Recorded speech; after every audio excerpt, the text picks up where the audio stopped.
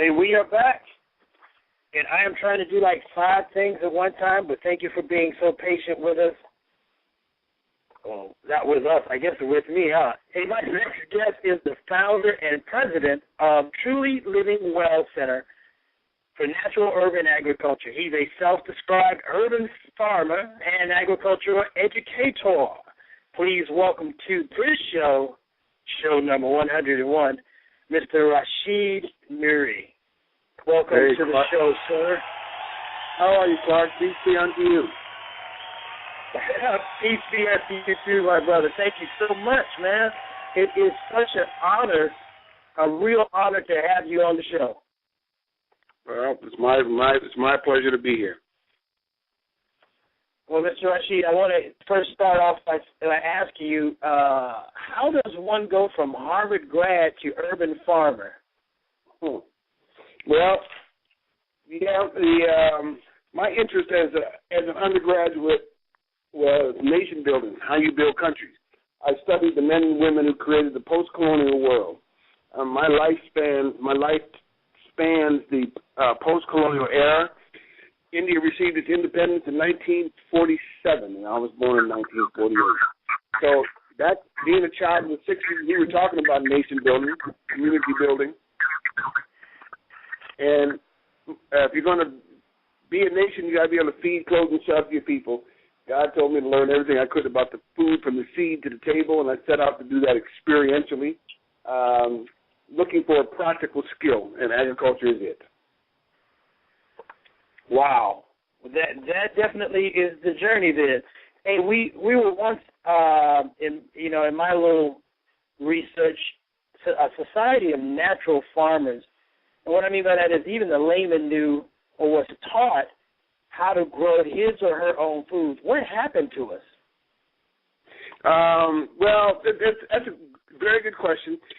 I think part of it is the legacy of slavery. So many of us think that growing food is remembrance of slavery. You know, it goes back to the sharecropping that they saw their grandparents, the parents or the grandparents doing. Many of us have migrated from the south to the north. We have forgotten that food, that land, soil, is true wealth. These material things that we accumulate, the people in cities accumulate, I call them buying pieces of the sky when you live in a condominium, having a mortgage on a house or a car note to get these material things is not real wealth. The real wealth, all wealth comes from the soil. The Uncle Bubba back in the country who has wearing blue jeans, overalls, and driving a truck, but he owns a $50,000 tractor, a $300,000 combine, borrows money from the bank to make a crop between $500,000 and $1 million every year. He's the one that really has the money, has the wealth. So he dies, and his children start fighting over the land, dividing it up and selling it.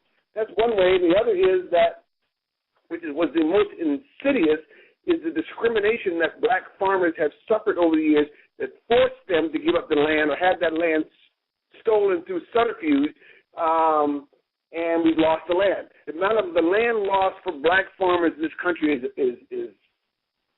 astronomical. We've gone from owning millions of acres at the turn of the 1900s to having very few hundreds of thousands of acres today.